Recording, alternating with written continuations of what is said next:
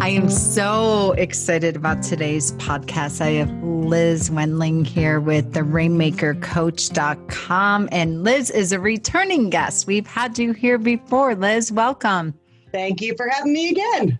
Yeah, I'm so excited to hear. I mean, you and I've had some really deep conversations in the past couple of weeks, and I'm like, we got to hit record on this. We have to get on a podcast and just share all this with our listeners. Let's do it. All right. Today, we're going to be talking about creating your new now, saving 2020. Ooh. That's good. Liz and I have been having this conversation about all this the new normal, all the things that are becoming up. We've heard so many people saying that they're already throwing in the towel. They're like, well, the holidays, well, the election, well, we don't know what to expect. They're saying that, the world's going to shut down again in the fall and yada, yada, yada, and buying into already the limiting beliefs and throwing in the towel and just burying your head and waiting for all this quote unquote chaos to end.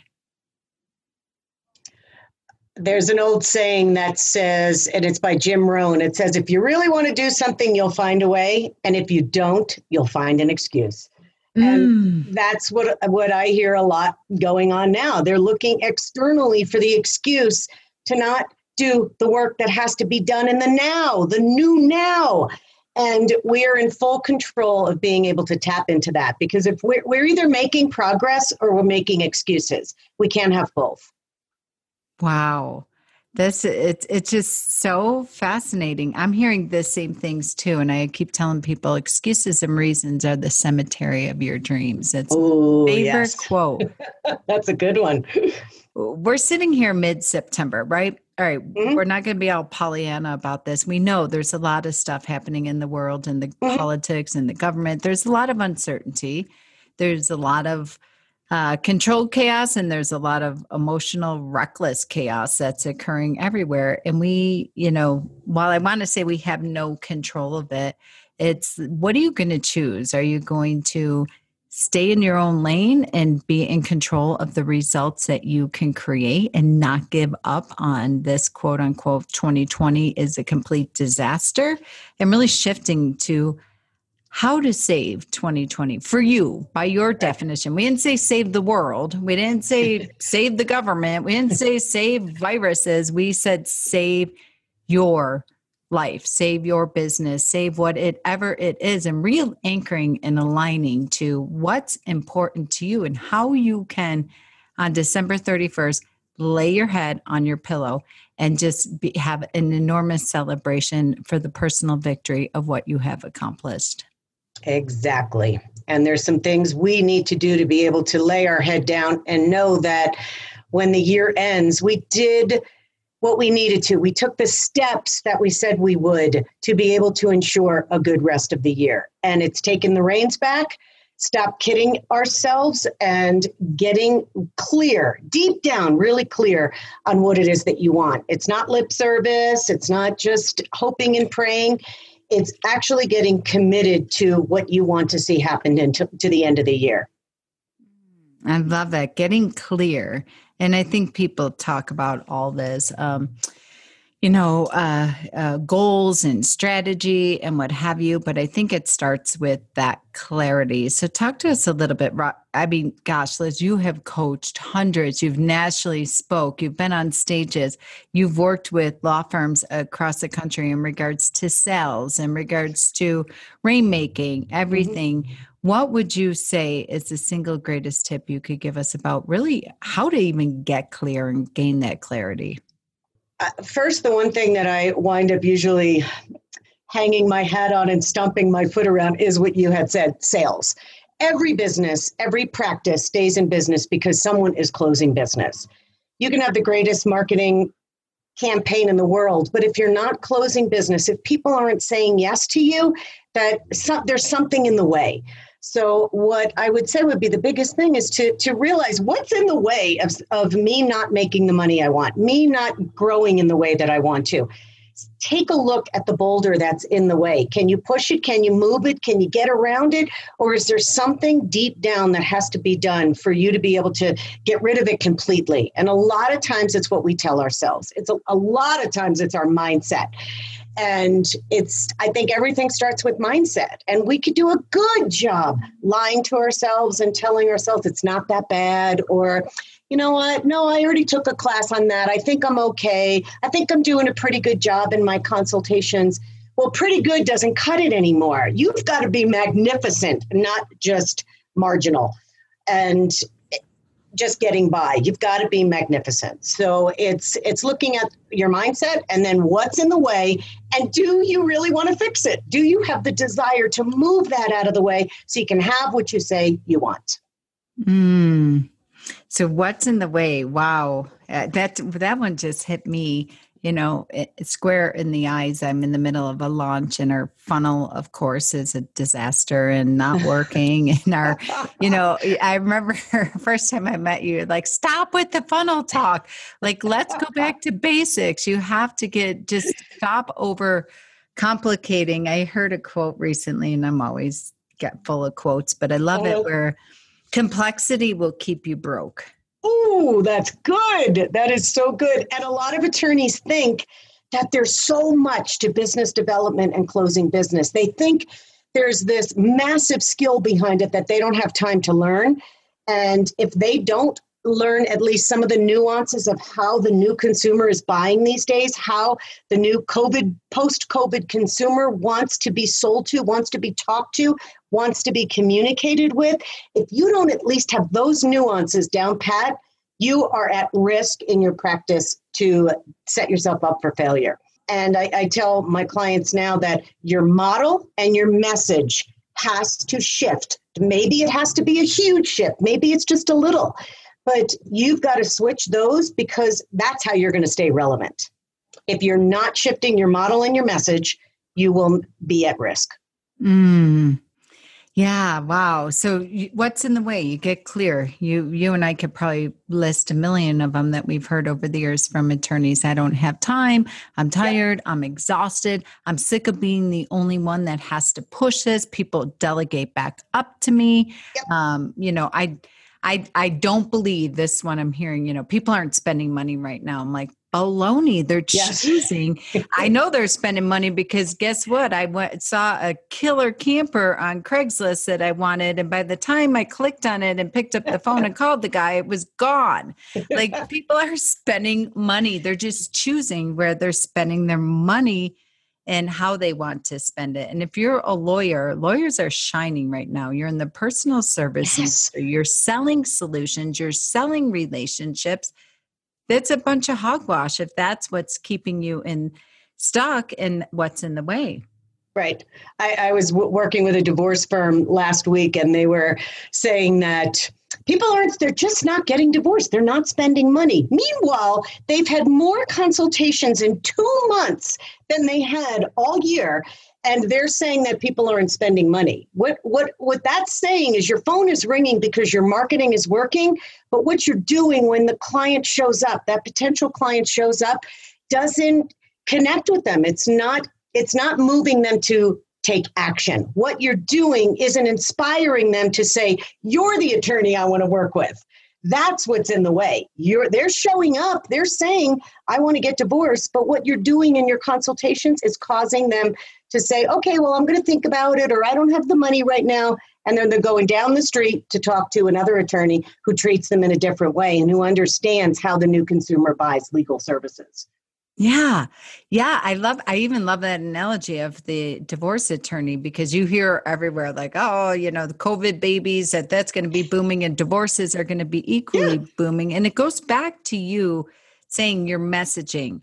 Because same thing, I have a divorce attorney that their leads are coming in like crazy. Mm-hmm. But, we had a breakthrough because, as you know, I'm really focusing on the marketing side of businesses. And hopefully many of my clients go to you in regards to the coaching that you do so beautifully for so many clients. And what I'm saying to them, I'm like, wait, time out. Now more than ever is the time to do it because courts are online. They're more efficient than ever. The way to get through this process has never been easier.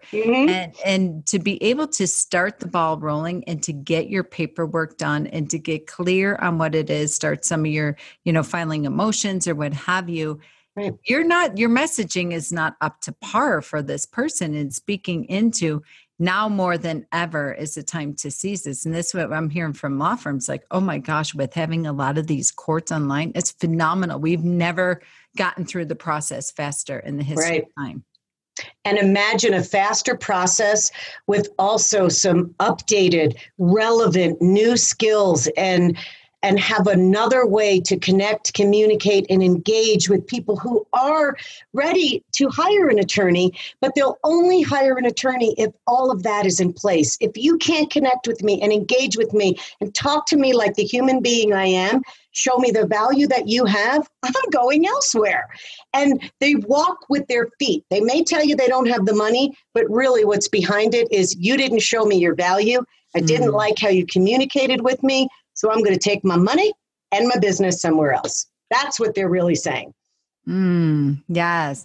And we all know that what is perceived value? Perceived value is the emotional stack. And you have to start with there. And then you go from a place of the value stack. And most attorneys I know always go from the value. Well, what am I getting for my dollars? What's the product, the path, the access, the tools, all that, versus going to it from a place of the emotional stack first and foremost. And I really think that's the new now, that attorneys need to really begin to shift, which causes you to look at your own mindset.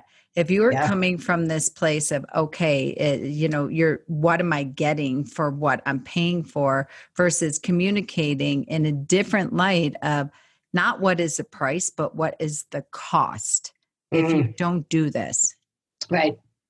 And attorneys can communicate that, and they can start tipping the value scale from the moment they get on a phone conversation, a Zoom consultation, or if they're at the point where they're meeting people face to face. You can be different. You can show your differentiators and show value right out of the gate and stop looking like every other attorney just by, let's say, your body language, the way that you greet a client, the first few sentences you use in a consultation, versus just saying, okay, so I understand you want to talk to an attorney about a divorce. What can I help you with today?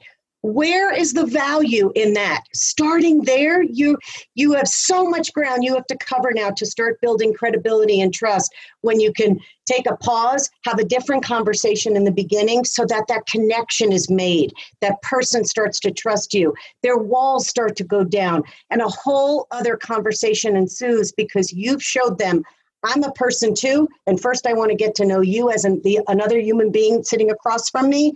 And the legal will come later.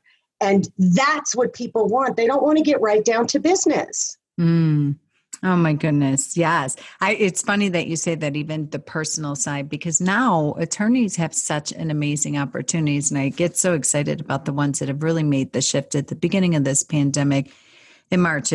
People went to either fight, flight, or freeze. And the ones that got on video started doing educational webinars, web class, whatever you want to call them.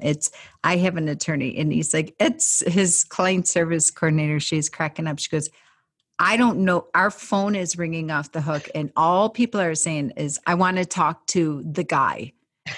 And it's the guy on the video. Cause I'm like, Jim, when I watch your videos, I see him on YouTube, and I'm in his email list, what have you. I've sat through his webinars. I'm like, I feel like I'm at the bar after a golf tournament with you. Oh, that's awesome. That's what people want. They want to see the human being first and the super smart attorney on the other side. So I tell my clients, you got to show your smarts, but you also have to show your heart. You've got to do them, but not in that order. First, it's your heart, and then it's your smarts. I love that. Wow. I think, what book was it? Crucial Conversations that start with, step one is start with heart. You always start with heart. Yeah. And get out of, I know you're phenomenal problem solvers, issue spotting, all that. But when you get out of the problems and move to the pain and find the emotional triggers for the folks, for their mental, that is where they have that breakthrough, and they see for the first time that freedom is possible, which they probably never have in the past. And that's why they'll hire you. Mm-hmm.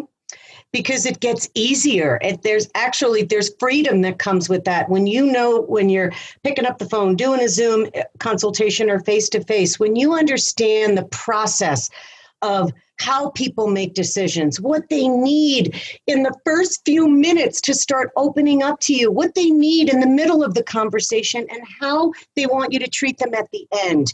If you understand, and I always say that there's a beginning, a middle, and an end to every consultation that you have. And once you understand the nuances that are in each of those buckets, then you can move someone to make a decision. And maybe it's today, maybe it's next week, or maybe they call you in 6 months and say, as soon as I left you, I knew I wasn't ready to hire you, but now I am. And they remember you, not because you're so smart. They remember you because of the heart that you showed up with, how you treated them, how you greeted them, and how you communicated with them through the process. How you treated them and how you greeted them. I love that. That's so great. And we have full control over that, 100% control over that piece that actually relaxes someone, that there's a part of the brain that actually relaxes when somebody takes the time to build that rapport and that trust in the first few moments. It's magical when you understand how to do it with your words. I don't teach my clients to use the same opening lines. Together, we figure out what works for you, what feels good coming out of you, because once you can decipher what few lines, what few sentences, and how do you connect with people, you get to refine that. And it does come from your heart. It's not just a few lines you memorized out of someone's book who said, start a consultation this way. It comes from your heart, and people feel that. And everybody buys based on feeling. I know there's probably people out there saying, nope, I buy on logic, and I'm going to call BS on that. Every person buys with emotion. Absolutely. If you can get someone to feel something, and those feelings could be, wow, I like this person. Wow, she's really nice. I like the way he's talking to me. Wow, she's really different than the other 3 attorneys I talked to. You can get a client to be thinking that in the first few moments, you are well on your way to being the first person on their list when they're ready to hire an attorney. Absolutely. You know what? I would even invite you all to take a sticky note and put it wherever you need that in regards to how you treated them, how you left them. And not only do you have choice in that, I feel like it's your responsibility. That's your number one responsibility when you're on intake or a sales call, however you coin it and term it. And because that's what's going to sell them and show up like a human. Yeah, I heard this saying on a podcast that you're a human being, not a human doing. Yep. And I love that's that. What people are buying first. They're buying the human being that's showing up, and then the attorney that follows. It's not the other way around, and it never will be. Maybe an occasional person will hire you, but they only need to know how smart you are. They don't care about who you are as a human being. They just need something done right away. But if I'm spending lots of time with if I'm going through a divorce and I'm going to be with an attorney for a whole year, I better like this person out of the gate. You and I are going to go through a lot. If I don't like you, this is not going to be joyful.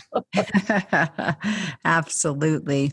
So when you discover, you get clear with what's in the way and get really, really honest with yourself and understanding what it is that you want. If it's $100,000 by, we got about 90 days left in this year of 2020, it might be systems and process. It might be people. Your measuring stick might not be money, but getting really clear of what it is and then backing into what stops you and what's in the way from you having that.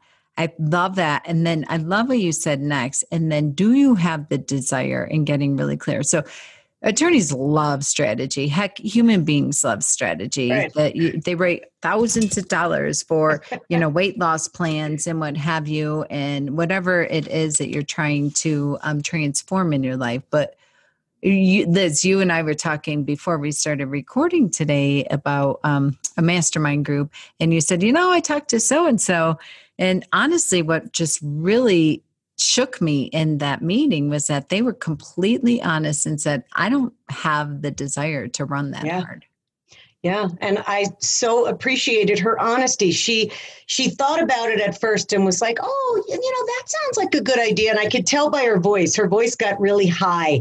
Oh, yeah, mastermind sounds great. And I knew she wasn't being truthful with me. And so we got into what's really going on. And she goes, you know what? I just don't know that I want to run that hard. I don't know that I want to work that hard. I don't think I have it in me. So she was lying to herself first and was trying to go down that path that so many of us do. She wasn't wrong. We sometimes go, oh, I haven't tried that. Let me do that. But when deep down, like truly deep down, you know that you're not committed to making it happen, don't set yourself up for failure. And that's what she did. She came clean and just said, I'm just not there. I don't know. I don't even know if I want to keep my business. So she got really clear and she said, wow, I haven't really even declared that, but thank you for helping me see that and helping me get there. And I said, no, I want to thank you for being so darn honest. I wish more people would have that kind of radical honesty, because most people won't tell themselves the truth, because we all know the truth can hurt sometimes. Who wants to admit I'm mismanaging my business, or I'm effing up my practice, or it doesn't matter what the situation is, and things are crazy and turned upside down. But you can't make those positive changes and get to different goals or do things in your practice or your business unless you get radically honest. It hurts, but it really makes a difference, because then you wind up spending money you don't have to, wind up signing up for things you'll not complete if you just stop long enough and say, do I really want to do the work? Do I want to do the work that's involved to make this happen? And it's either a hell yes or a hell no. That's all that it is. It's not anything else. Make the decision and then stick with it. Yeah, it's just so great once you, like you said, come clean. And I love that statement of radically honest. And I'm always saying it's either a hell yes or a hell no. And the struggle is in the maybe, where you're just punishing yourself. And it's just real clear, because sometimes, when I look at my 90-day run of what I want to accomplish my goal is to shut the doors on our business on December 19th and give my team, myself, everybody the rest of the year off, whatever that, I don't care if it's sitting on my couch and staring at a wall, whatever it is, that's just my end of the year for myself to reach my goals. And when I look at what it's going to take, and I start overcomplicating it with funnels and launches and webinars and new products and all that, I was like, yeah. And I'm like, no, I don't want to do that. I'm not going to do that. So where can I go back to basics, like good old fashioned sales calls, like good old fashioned follow-up and connection? If I just did that and I converted, like you do the math, do the silly math, know your numbers. So if it's a hell no, then what can I do to turn it into a hell yes? And sometimes, just be really clear. Like if I am able to just, complete my taxes or whatever it is, it's something that you have to do that will give you that energetic, emotional freedom. And sometimes it's like, do I want to run that hard right now? Sometimes it might be like a sprint, like where you are just pushing hard, but it's not forever. Right. This is a conversation for you, for your business, for your life. It's not that you're going to be standing on stage receiving the 2 Comma Club award or what have you. Right. You have to be radically honest about what's it all for. And any answer is okay. I think people are afraid to, maybe they do shut the doors of their business, but it's okay to do that if now's the time to do that. Don't lie to yourself and say, no, things are okay. No, it'll be better next year. Because if it's not good now, it isn't going to magically get better unless you're taking some steps, building a path and building a process to make it better. And sometimes I think people think it's monumental change they have to do. Sometimes it's a little shift here and a little tweak there. And once they know that, they step back far enough and go, oh, I could do that. I was thinking it was going to be worse than that. That's what I would challenge people to do, is just step back far enough. Is it a massive shift you have to make, or are there some little tweaks? And almost every firm that I worked with never needed a massive transformation. They needed a shift here, a tweak there, some awareness around this, some new language around that. That's what they needed. So that's the easy stuff. You implement that, you inject it into your process, and then you modify and measure as you go along. It wasn't these massive dismantling of a practice and starting all over again. It hardly ever needs that. But we make it seem like it does. Yeah, because once it's in our head versus what you said, say it out loud, declare it. And it's about that awareness, then the declaration. And I think the third piece I'd add to that is the accountability and making certain that you're writing some level of check for somebody, whether it's for, like the Rainmaker coach or with Liz, or I'll give you a perfect example. I've been struggling so hard about hiring a personal assistant. And then you got all these beliefs in your head of who am I? I'm not Oprah. Why the heck do I need a personal assistant? Blah, blah, blah. I throw an ad up on Indeed and I interview a few people and I meet this girl. I'm like, wow, she has what it takes. She comes to my office. I meet her. She started last week. I cannot tell you for what I'm paying her on an hourly basis. So she comes, I'm like, I have no idea what you're doing. You're not getting a job description. I have no idea. I just need you to sit with me and hold me accountable and get stuff done.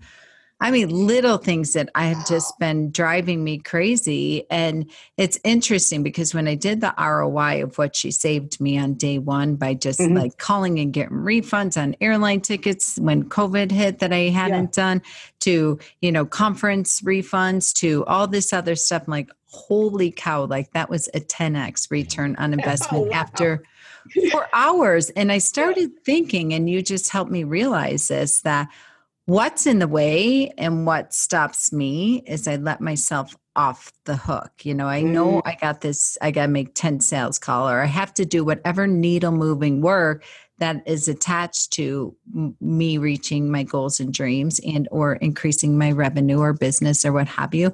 And I let myself off the hook. So this morning when she comes in, I'm like, here's the deal. Here's your projects for today that I need you to do. Starting tomorrow, I need you to sit and babysit me for 90 minutes as I dial for dollars and make phone calls. It is worth it for me to pay her to sit here and stare at me. And when I try to pick up my cell phone and go on LinkedIn, or I try to she go. She slaps your hand. Literally, I'm like, you need to take my phone away from me. You need to take my computer away from me. And we're going to go off a good old Excel spreadsheet. Wow. That's getting radically honest. I like that. And it just takes that. It might be, and sometimes it is, okay, if you can do a brain dump and make a list of the things that are stopping you, that might be silly little cleanups or tolerations, but then where you're letting yourself off the hook. And it's, sometimes we kid ourselves that we don't have that desire, I think, or sometimes we get so, we live our life by committee, by these listservs, by social media, and everybody telling you it's doom and gloom and it's only going to get worse. It's only going to get worse. It's only going to get worse. Stop. Like you're the sum of the 5 people you surround yourself with, including the people's Facebook feeds. I can't tell you, getting to the beginning of June, I got off Facebook and it was the best thing. I only go in there every day to teach in my private Facebook group for my clients. And that is it. I am in and out. Smart. And honestly, I spend all my time on Instagram because I'm loving it because it's rainbows and unicorns over there. That is great. Good for you for getting clear on that. And if she needs to slap your phone out of your hand and it makes you more aware of what you're doing, because we also could, it's not only just awareness, it's where are we wasting time? Too many people will say, oh, I don't have the time to follow up. I don't have that kind of time to get back to people. Heaven forbid I call people back who contacted me. And when I have them do a little analysis of where they waste time, it's usually hours a day. And we could lie to ourselves and tell ourselves we don't have time to get to the gym or follow up or take a yoga class or whatever, build our business. And that is another lie. There's always time if we look for it and then create it and make it and schedule it. Create it, make it, schedule it. This is phenomenal. So when you look at how to create, not accept, not get it delegated to you, create your new now and really be able to save 2020 and really interact with. I love this 3-step process you're giving us. Get clear on what's in the way and get radically honest about what's in the way and where you stop. What is stopping you? Because typically where you stop is a pattern. It's a theme and it's been running your entire life. It is. And if you don't push past that pattern, identify that pattern, feel the feelings that come up with that pattern, because there usually is a feeling attached to that. And that is, I'm not good enough, I'm not smart enough, or whatever comes up for you. Something is there, something is in the way. And that, like you said, it is a pattern, and you run that pattern every single day. That is what stops so many people. But if you can go, oh my gosh, look at me, I'm doing it again. Right when things got hard, or right when I had to pick up the phone, I got hungry, or I made a phone call, or I needed to go do something. Catch yourself in those moments where you're running a pattern that is sabotaging your next move and your success. Because they're there. The patterns are there. We all have patterns and habits. Are they supporting you or sabotaging you?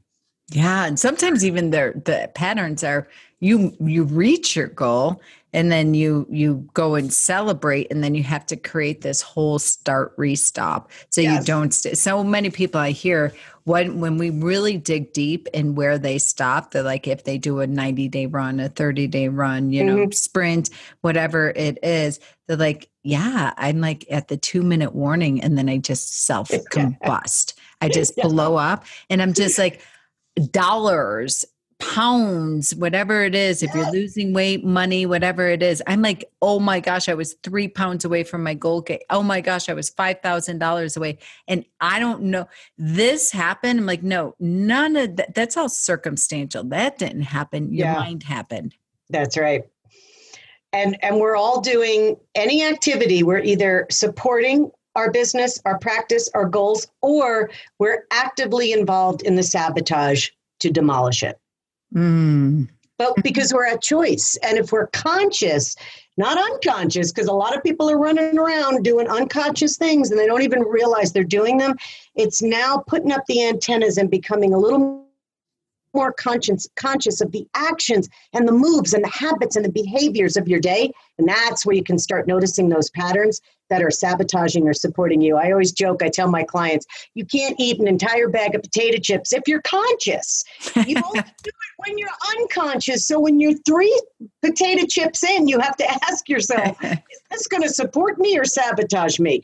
Same thing if you're running down a list of people you have to follow up with, and then you put the list away for tomorrow. You consciously made a choice not to do an activity that could move the needle in your business. I love that. Actively involved, and the decision making. So good. Number 2, and do you have the desire? You have to get really clear. Do you have the deep desire? Do you have the desire to do what it takes? Do you believe that you are worth that goal? Are you willing to enroll and employ and deploy people to hold you accountable to your goals and dreams, sometimes in spite of yourself? And they better light you up from the inside out. They must, these goals and dreams, they have to inspire you. They've got to keep the lights on. Something has to keep you moving forward. Oh, they have to light you up. I love that. I love that. I love that. And we've all had those things that light us up. You get so excited that you can't even believe that this is your business or this is what you get to do. And we know what that feels like. And it's up to us to keep that fire lit. And I tell my clients, just throw another log on there. The fire never goes out. There's days when it's burning a lot higher or it's on its way to burning out, but you're in control of the log. Throw another one on and figure out what you need to do to light that fire again. It's really, wow, it's really that simple. It is. It really is. All We right. can light the fires everywhere in our business. Whether I have a phrase I said that every day you need to light the LinkedIn fire. And you hop on LinkedIn, you throw a log on, whether it's sharing something, commenting on something, but it's your way of keeping that fire lit versus saying, oh, I haven't been on LinkedIn in 9 months. Well, then you better have to start all over again once you do that. Yeah. It's interesting that you use like the LinkedIn fire because when I first met you and I hired you to be my LinkedIn coach and to support me with that I always have your voice in my head when like, oh, I got a few minutes to numb out to social media. Am I going on Facebook or am I going on LinkedIn? And I'm like, oh, damn it. Coach Liz is in my head. Like I'm going to LinkedIn. And you can get lost there too, but at least it's business to business, and there's people that I like that LinkedIn recommends people to connect with. So sometimes it'll say, here's, we recommend this person. I'll go check their profile out. I don't feel like I'm wasting time when I'm doing that because maybe LinkedIn knows something I don't know about this person. I read their profile, I send them a message, and if it's worthy, I'll even take it to the next step and I'll say, hey, are you open to a conversation? If there's some similarities, I don't speak to everybody I connect with on LinkedIn, but sometimes it's really nice to connect with someone and have that conversation, open that engagement, because you never know where it's going to lead. Absolutely. Yeah. All right. Number 3, where are we wasting time? Where are you wasting time? And be brutally, completely, radically honest with yourself and just name it and put it down there. Awareness, then declaration, and then build the accountability. And in my experience, when you're writing someone a check. So even if you have an existing employee on your team and you need to take them off a project, or you really truly have to have them spend an hour or 2 hours sitting there babysitting you, it's worth it to pay them to do that. So often people will say that to me, like, that's not effective. Yes, it is. It's the most effective thing because if they're sitting there and being your accountability coach and really, really holding space for you to have a breakthrough, holding space for you to be able to put energy, effort, resources, time into creating your new now. We hear all this new normal. We're like, how about just new now? How about right now and take it in a 30, 60, 90-day chunk? Because we don't know what next year's, but if we spend our time, energy worrying about the uncertainty and trying to manage and navigate the uncertainty, you're going to remain stuck. Right. You're stuck in the status quo. And the now is truly all we have. And one of my favorite books is by Eckhart Tolle, and it's called The Power of Now. Every moment is the now. So what are you doing in the now? Not worried about 6 months from now. What are you doing now in the now? Because that's all there is. You're not yesterday. You're not 6 months from now. You're in the now. Every time you're awake, you and I are in the now right now. I love this conversation. So in closing, what would be one nugget you would leave with our listeners, Miss Liz, in regards to how to hang up from this podcast and listen it? Take the 3 power questions that you gave us today and really do that deep dive into a place of awareness and declaration. And what would be one thing that you would leave in this time of uncertainty for them to be able to really create their new now and to save 2020 based on your experience? The first thing that comes to me, I would say, is there's 2 things. One is be compassionate with yourself. Have some self-compassion. If you backslide a little bit, that's okay. Acknowledge, here's the radical truth. Yeah, I had a crappy day, or I didn't get much done today, but tomorrow is a new day and another starting point. Don't beat yourself up. Don't throw in the towel just because you had a bad day or a bad week. You can always get back to the starting point. And making big changes or even making small changes sometimes, it's not super easy, but setbacks are part of the process. That's what makes us human. If we can't be perfect all the time. And then the final one that I feel like wants to really come out is the permanent versus the quick fix. I talk to so many law firms who want a quick fix. They're like, can you just teach us how to be better closers?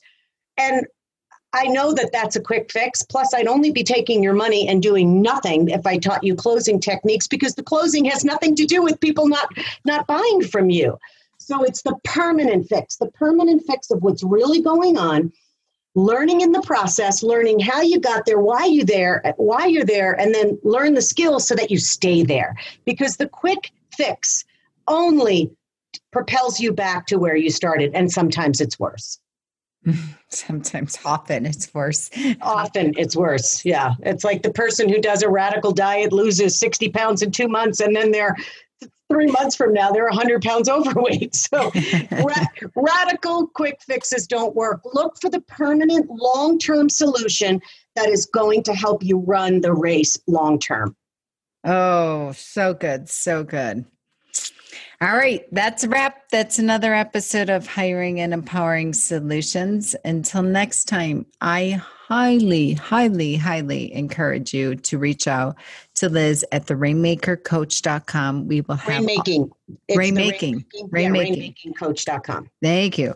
Rainmaking Coach. I'm going to have the link in the show notes, in addition to all the social profiles for how you can connect with Liz. I can tell you it was the single best decision that I ever made in my practice, Liz, was reaching out to you and hiring you to support you with my sales process, in addition to my LinkedIn, which is oh my goodness, it's such a gold mine. When I run my reports, it's my number one referral source. Oh, that's so good. Great to hear. Yeah. And you're using it. You're using LinkedIn in a way that resonates with you and your potential clients. It feels right for you, and it translates over to them in the same way. Yes. Okay. So here's to creating your new now. Here's how to save 2020. Here's how to get very clear and radically honest with yourself about what it is that you want, why you want it, and what's been stopping you, and to align that once you have that clarity and really, really get clear on your desire to be able to do what it takes. And again, for right now, don't start giving up on 2020. Don't start focusing on 2021. The power of now. Yes.